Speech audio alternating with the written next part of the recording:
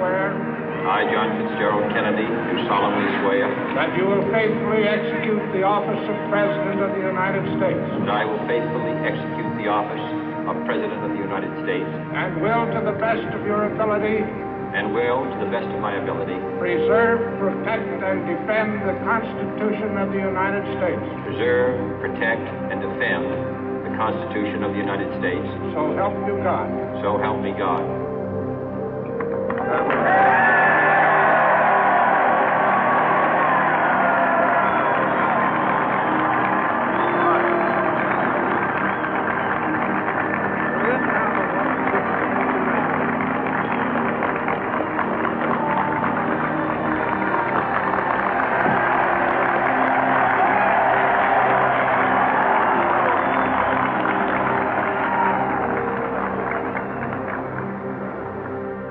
Vice President Johnson, Mr. Speaker, Mr. Chief Justice, President Eisenhower, Vice President Nixon, President Truman, Reverend clergy, fellow citizens.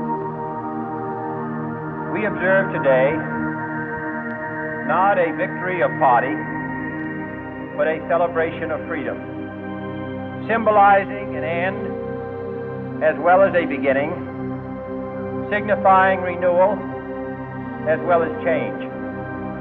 For I have sworn before you and Almighty God the same solemn oath our forebears prescribed nearly a century and 3/4 ago. The world is very different now, for man holds in his mortal hand the power to abolish all forms of human poverty and all forms of human life. And yet the same revolutionary beliefs for which our forebears fought are still at issue around the globe. The belief that the rights of man come not from the generosity of the state, but from the hand of God. We dare not forget today that we are the heirs of that first revolution. Let the word go forth from this time and place to friend and foe alike that the torch has been passed to a new generation of Americans born in this century, tempered by war, disciplined by a hard and bitter peace, proud of our ancient heritage, and unwilling to witness or permit the slow undoing of those human rights to which this nation has always been committed and to which we are committed today at home and around the world.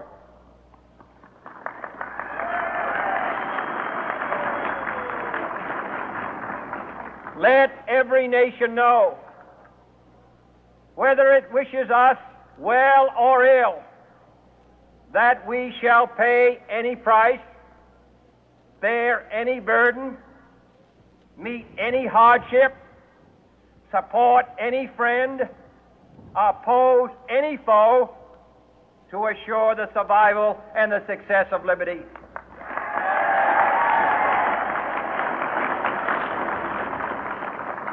This much we pledge and more.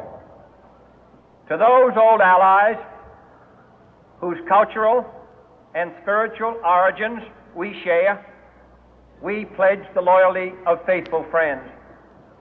United, there is little we cannot do in a host of cooperative ventures.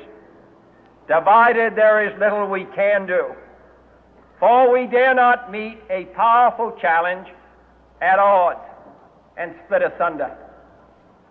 To those new states whom we welcome to the ranks of the free, we pledge our word that one form of colonial control shall not have passed away merely to be replaced by a far more iron tyranny.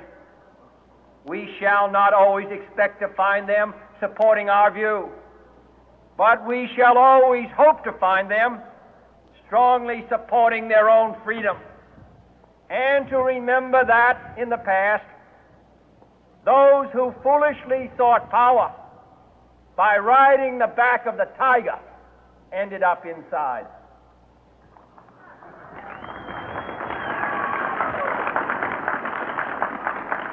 To those people in the huts and villages of half the globe struggling to break the bonds of mass misery, we pledge our best efforts to help them help themselves for whatever period is required, not because the communists may be doing it, not because we seek their votes, but because it is right.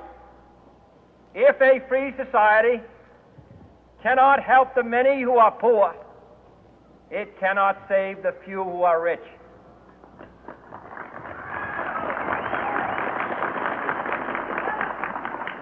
To our sister republics south of our border, we offer a special pledge to convert our good words into good deeds, in a new alliance for progress, to assist free men and free governments in casting off the chains of poverty.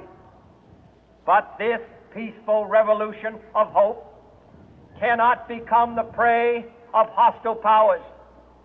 Let all our neighbors know that we shall join with them to oppose aggression or subversion anywhere in the Americas. And let every other power know that this hemisphere intends to remain the master of its own house.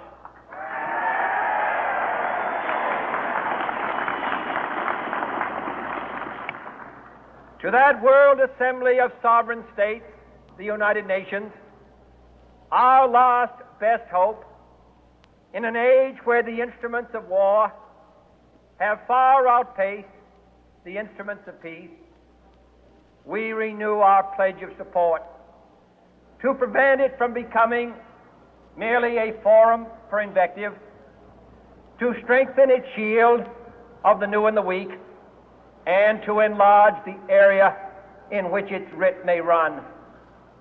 Finally, to those nations who would make themselves our adversary, we offer not a pledge, but a request that both sides begin anew the quest for peace. Before the dark powers of destruction, unleashed by science, engulf all humanity in planned or accidental self-destruction, we dare not tempt them with weakness, for only when our arms are sufficient beyond doubt can we be certain beyond doubt that they will never be employed. But neither can two great and powerful groups of nations take comfort from our present course, both sides overburdened by the cost of modern weapons, both rightly alarmed by the steady spread of the deadly atom, yet both racing to alter that uncertain balance of terror that stays the hand of mankind's final war. So let us begin anew, remembering on both sides that civility is not a sign of weakness, and sincerity is always subject to proof. Let us never negotiate out of fear, but let us never fear to negotiate.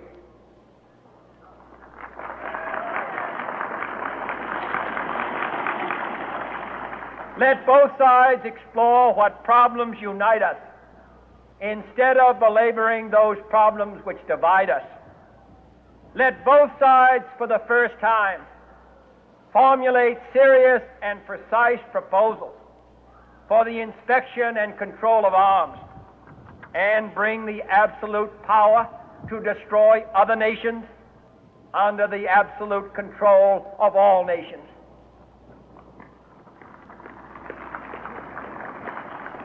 Let both sides seek to invoke the wonders of science instead of its terrors. Together, let us explore the stars, conquer the deserts, eradicate disease, tap the ocean depth, and encourage the arts and commerce. Let both sides unite to heed in all corners of the earth the command of Isaiah to undo the heavy burden and let the oppressed go free. And if a beachhead of cooperation may push back the jungle of suspicion, let both sides join in creating a new endeavor, not a new balance of power, but a new world of law, where the strong are just and the weak secure and the peace preserved.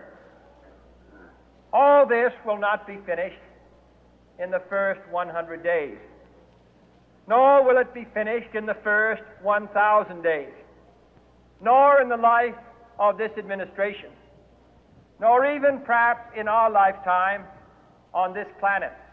But let us begin.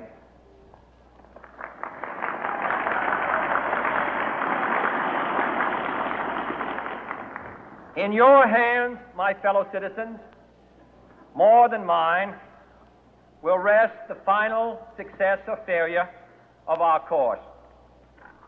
Since this country was founded, each generation of Americans has been summoned to give testimony to its national loyalty. The graves of young Americans who answered the call to service surround the globe. Now the trumpet summons us again, not as a call to bear arms, though arms we need, not as a call to battle, though in battle we are, but a call to bear the burden of a long twilight struggle, year in and year out, rejoicing in hope, patient in tribulation, a struggle against the common enemies of man, tyranny, poverty, disease, and war itself. Can we forge against these enemies a grand and global alliance, north and south, east and west, that can assure a more fruitful life for all mankind? Will you join in that historic effort?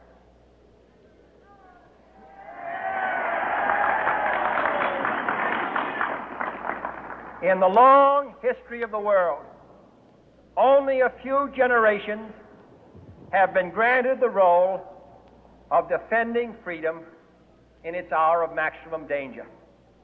I do not shrink from this responsibility. I welcome it.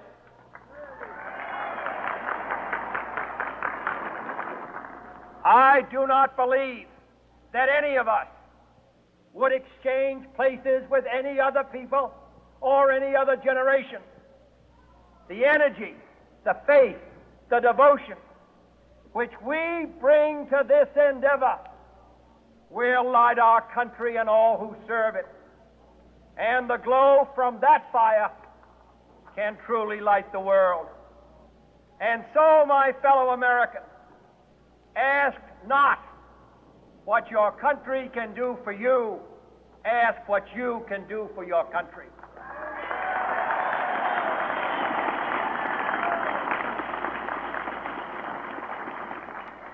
My fellow citizens of the world, ask not what America will do for you, but what together we can do for the freedom of man.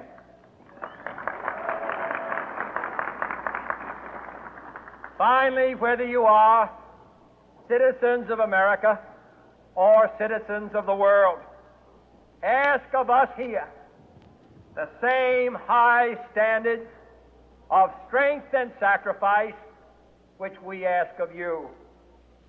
With a good conscience, our only sure reward, with history the final judge of our deeds, let us go forth to lead the land we love, asking His blessing and His help, but knowing that here on earth God's work must truly be our own.